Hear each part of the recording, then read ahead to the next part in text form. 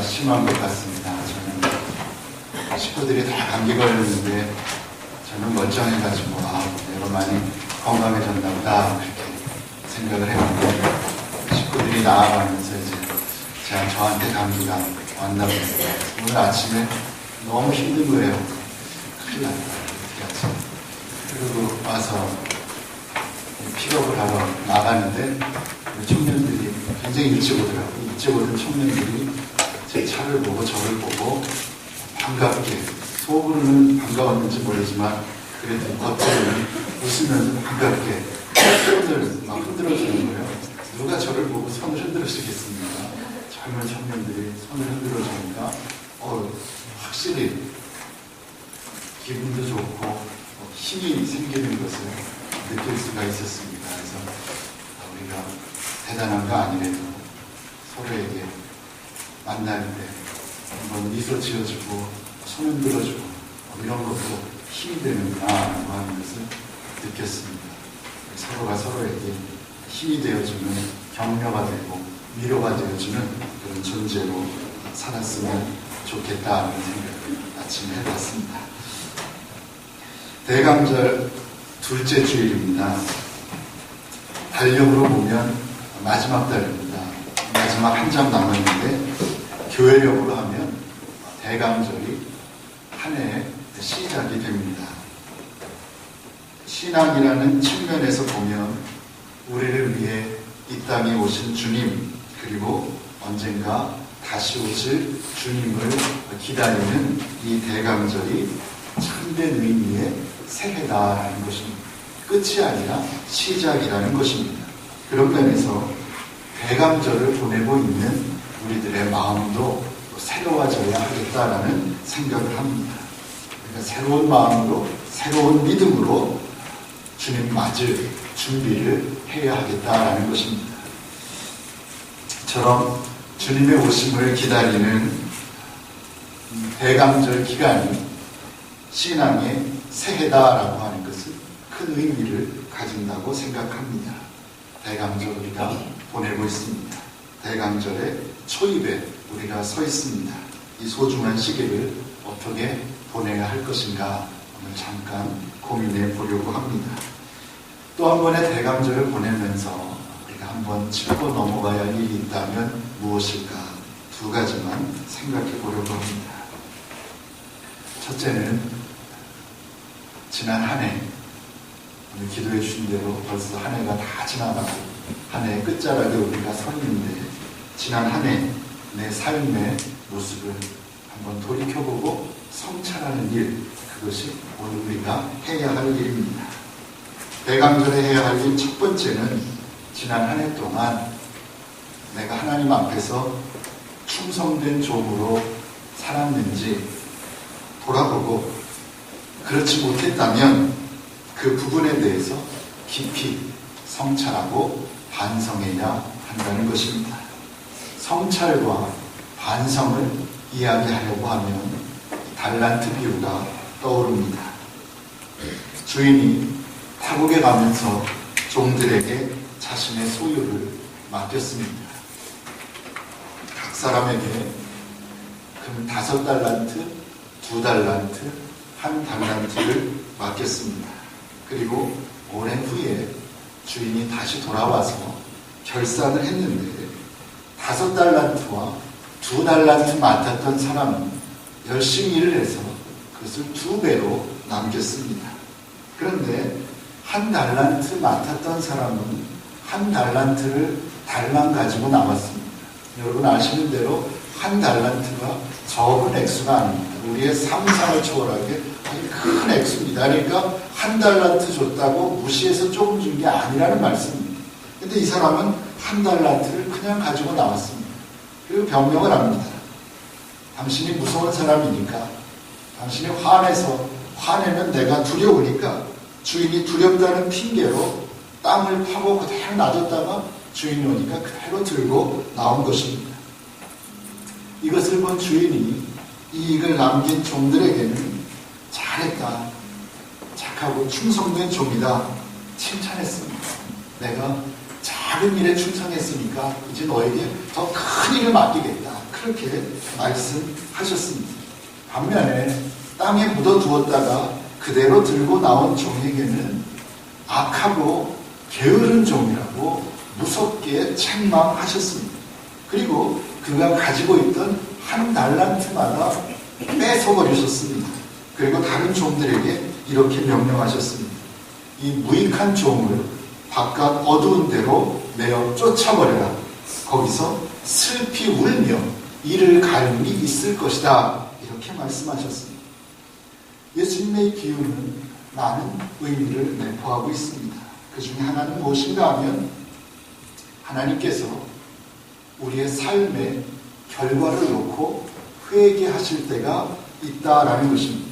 바꿔 말하면 정한 때가 되면 하나님 앞에서 우리가 하나님 앞에 서서 하나님 앞에 홀로 서서 우리가 살아온 인생을 결산할 때가 분명히 있다는 말씀입니다.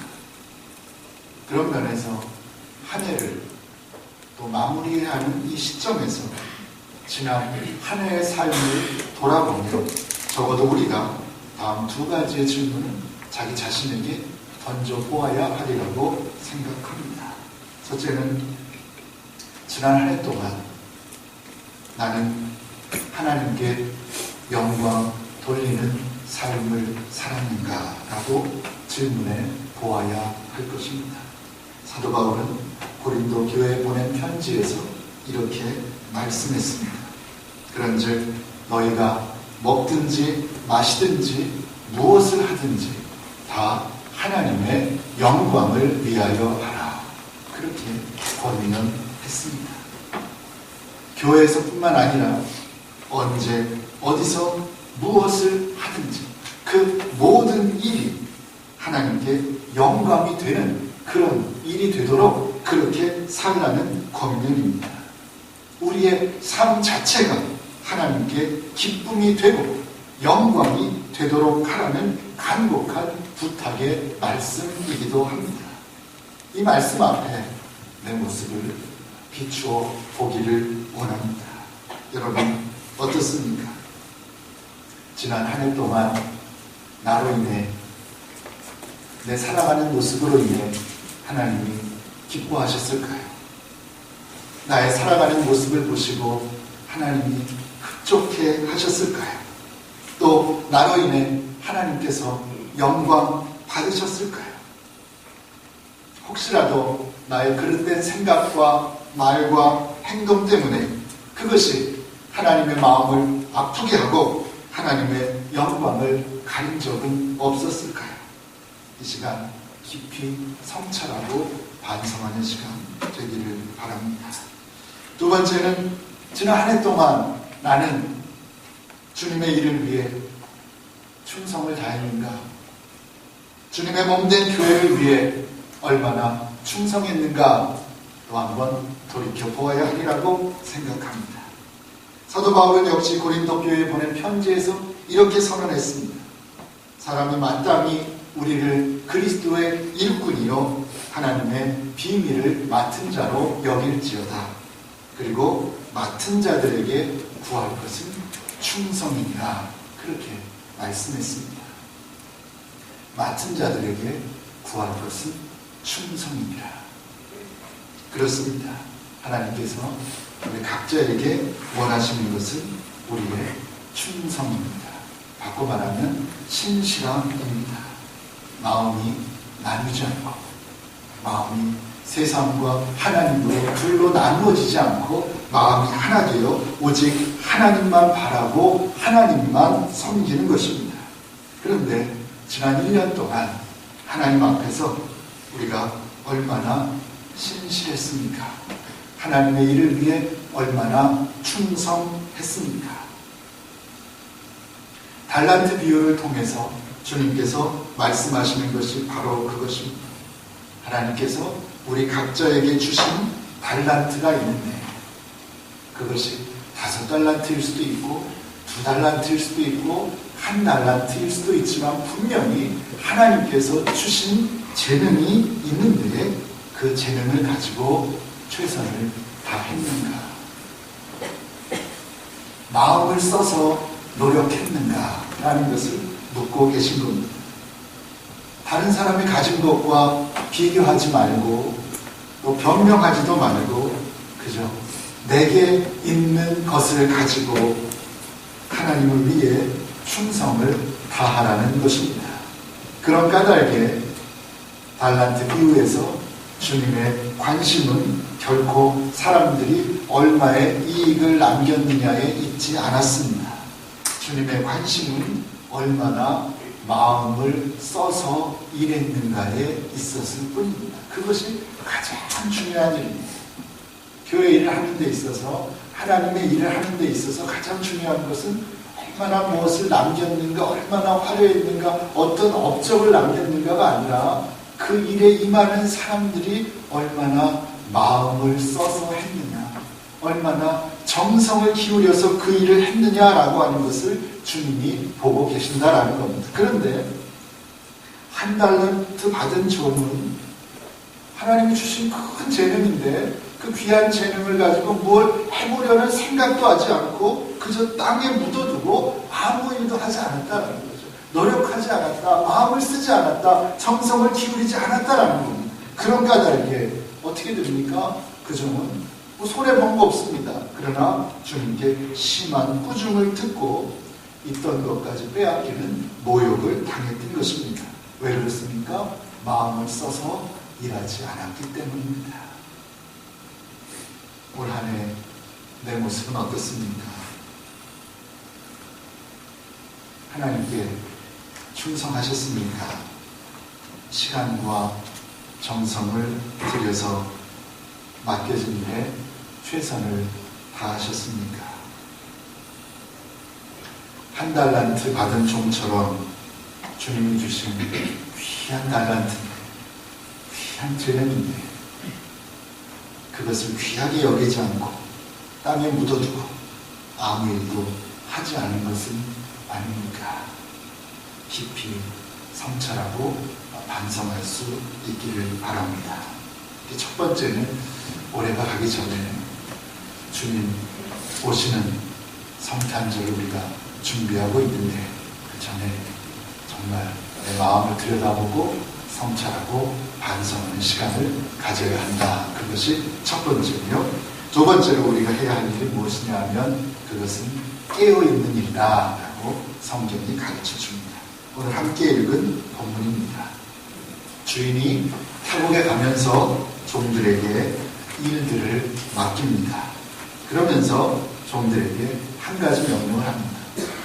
그러니까 이런 일들을 해야 한다라고 하면서 그래서 너희가 주의해야 될 게 있다라고 한 가지 경고를 했는데 그게 뭐냐면 주의하라 깨어있으라. 주의하라 깨어있으라. 집주인이 언제 돌아와서 그들을 평가하게 될지 모르니 항상 주의하여 깨어있으라는 그런 말씀입니다. 이 비유가 주는 교훈은 이것입니다. 주님이 다시 오실 그날이 있다는 거죠. 심판과 구원이 엇갈리는 심판의 마지막 그날이 분명히 올 것인데 그날이 언제인지 알지 못하니 그날을 기다리되 깨어서 기다리라는 것입니다. 그것이 오늘 본문의 내용입니다. 오늘 본문의 말씀은 마지막 때에 다시 오실 주님을 기다리는 자세를 말씀합니다. 마지막 그날이 분명히 올 것인데 언제 올지 모르니 깨어 기다려라 그런 말씀인데 주님이 오신 날을 기다리며 준비하며 예배드리는 우리들에게도 동일하게 적용된다고 믿습니다. 오늘 본문 33절에서 주님은 주의하라 깨어있으라 그렇게 말씀하셨습니다. 그런데 이것을 3번씩이나 반복하셨습니다. 깨어있으라 깨어있으라 깨어있으라. 성경에서 반복되어 나올 때 그 이유는 뭐라고 그랬습니까? 중요하기 때문이다 라고 말씀드렸습니다. 중요한 내용이기 때문에 반복해서 말씀하고 계신 겁니다. 그래서 마가복음의 저자는 짧은 본문 속에서 3번씩이나 반복해서 깨어있을 것을 촉구한 것입니다. 깨어있는다는 것이 무엇입니까? 문자적으로 하면 잠을 자지 않는다는 겁니다. 그러니까 육체적으로 나태하지 않고 마음이 언제나 깨어있는 상태에서 영적인 긴장을 풀지 말고 살아야 된다. 육적으로나 신앙적으로나 나태해져서 축 처져서 그렇게 살아서는 안 된다. 그런 권면. 그러면 어떻게 사는 것이 영적인 긴장을 풀지 않고 항상 깨어있는 삶인가? 그 중요한 문제일 것 같습니다. 주님께서 우리에게 깨어있어라 그랬는데 영적인 긴장을 풀지 말아라 그러셨는데 그럼 어떻게 사는 것이 영적인 긴장을 풀지 않고 사는 삶입니까? 성경 속에서 그 답을 찾아봐야 할 것 같습니다. 로마서 13장 11절부터 14절입니다. 함께 찾아보겠습니다. 로마서 13장 11절부터 14절입니다. 여러분 아시는 대로 어거스틴이 방탕한 생활을 하다가 우연한 기회에 이 말씀을 들었는데 이 말씀을 듣는 중에 큰 깨달음을 얻고 어거스틴을 변화시킨 그의 인생을 바꾼 말씀이 바로 로마서 13장 11절부터 14절에 있는 말씀입니다. 이 말씀이 깨어있는다는 것이 무엇인가에 대한 분명한 답을 줍니다. 로마서 13장 11절부터 14절까지 한 마음으로 한 목소리로 함께 봉독하겠습니다. 또한 너희가 이 시기를 알거니와 자다가 깰 때가 벌써 되었으니 이는 이제 우리의 구원이 처음 믿을 때보다 가까웠음이라. 밤에 깊고 낮이 가까웠으니 그러므로 우리가 어둠의 일을 벗고 빛의 갑옷을 입자. 낮에와 같이 단정히 행하고 방탕과 술 취하지 말며 음란과 호색하지 말며 쟁투와 시기하지 말고 오직 주 예수 그리스도로 옷 입고 정욕을 위하여 육신의 일을 도모하지 말라. 아멘. 이 말씀입니다. 11절과 12절에서 자다가 깰 때가 되었다. 깨어있으라. 자지 말라. 자다가 깰 때가 되었다. 밤이 깊고 낮이 가까웠다라고 말씀했습니다. 무슨 의미겠습니까? 이것은 지금의 중요성을 말합니다. 지금, 오늘, 이 자리, 오늘의 중요성을 말하고 있습니다. 믿음의 사람들은 하나님께서 선물로 주신 오늘을 결코 무의미하게 보내서는 안 된다는 것입니다. 오늘이, 지금이 얼마나 중요한지를 알아서 하루하루 최선을 다해야 한다라는 것이고요. 본론과 결론을 나누어서 보면 13절이 본론이 됩니다. 낮에와 같이 단정히 행하고 방탕과 술 취하지 말며 음란과 호색하지 말며 쟁투와 시기하지 말고 그랬습니다. 깨어있다는 의미가 무엇입니까? 낮에와 같이 단정하게 한다. 사람이 밝은 대낮에 하는 행동과 깜깜한 밤에 하는 행동이 달라집니다. 그렇죠? 자기도 모르게 달라집니다. 그런데 항상 낮에와 같이 단정하게 행하라는 것입니다. 그리고 구체적으로 예를 든 것이 무엇입니까? 방탕하지 말아라. 행동뿐만이 아니라 마음으로도 방탕한 생각, 더러운 생각 하지 말아라. 술 취하지 말아라. 이렇게 말씀합니다. 음란과 호색하지 말아라. 남들과 다투지 말아라. 남을 시기하지 말아라. 질투하지 말아라. 그것이 성경이 가르치는 깨어있는 삶입니다. 항상 그런 마음으로, 그런 자세로, 그런 삶을 살아야 한다는 것입니다. 그리고 종합적으로, 결론적으로 말씀하시는 것이 14절입니다. 오직 주 예수 그리스도로 옷 입고 정욕을 위하여 육신의 일을 도모하지 말아라. 그렇게 명령합니다. 깨어있는 삶은 예수 그리스도로 옷 입는 것입니다. 나는 죽고 내 안에 예수님이 사시는 겁니다. 그러면 항상 깨어있을 수 있습니다. 새로운 피조물로 변화되는 것입니다. 그래서 그 변화의 결과가 정욕을 위하여 육신의 일을 도모하지 않는 삶으로 나타나는 것입니다.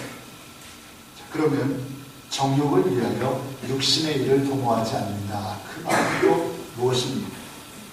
정욕을 위하여 육신의 일을 도모하지 않는 삶은 무엇입니까? 갈라디아서 5장 16절과 17절에서 이렇게 가르쳐줍니다. 내가 이르노니 너희는 성령을 쫓아 행하라. 그리하면 육체의 욕심을 이루지 아니하리라. 육체의 소욕은 성령을 거스리고 성령의 소욕은 육체를 거스리나니 이 둘이 서로 대적함으로 너희의 원하는 것을 하지 못하게 하려 함이라. 이렇게 말씀했습니다. 깨어있는 삶이 무엇입니까? 결론적으로 말씀하면 깨어있는 삶은 육신을 쫓아 사는 삶이 아니라 성령을 쫓아 사는 삶이다. 그렇게 성경이 가르쳐줍니다. 성령을 쫓아 살 때 우리가 깨어있을 수 있다는 것입니다. 그래서 결국에는 나의 삶 속에서 성령의 열매를 얻는 것입니다.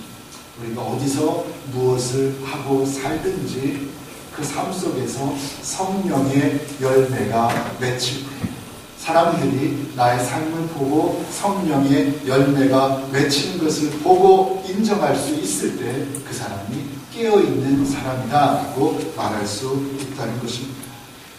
성령의 열매 무엇입니까? 사랑과 희락과 화평과 오래 참음과 자비와 양선과 충성과 온유와 절제. 그저 한 가지 하나하나가 너무나 귀한 덕목들인데 우리의 삶 속에서 그런 모습들이 나타날 때 그것이 깨어있는 삶이다 라고 성경은 우리에게 가르쳐 줍니다. 주님의 오심을 기다리는 대감절입니다. 우리 모두가 다시 한번 영적으로 무장하고 이번 대감절을 아름답고 의미 있게 보내시기를 바랍니다. 두 가지를 말씀드렸습니다. 2012년 한 해가 벌써 다 지나가고 있는데 내 삶의 모습 그리고 내 신앙의 모습을 돌이켜보고 깊이 성찰할 수 있기를 바랍니다. 반성할 수 있기를 바랍니다. 그리고 회개할 수 있기를 간절히 소원합니다. 그리고 이제부터 우리가 언제 어디서 무엇을 하든지 항상 깨어 있어서 사람의 일이 아니라 육신의 일이 아니라 하나님의 일을 먼저 생각하고 그 결과는 내 삶 속에서 성령의 아름다운 열매들이 주렁주렁 맺히기를 바랍니다. 그래서 이번 성탄절에도 나를 위해 달려오시는 나를 찾아오시는 사랑의 주님을 꼭 만날 수 있는 저와 여러분 되시기를 간절히 소원합니다. 기도하겠습니다.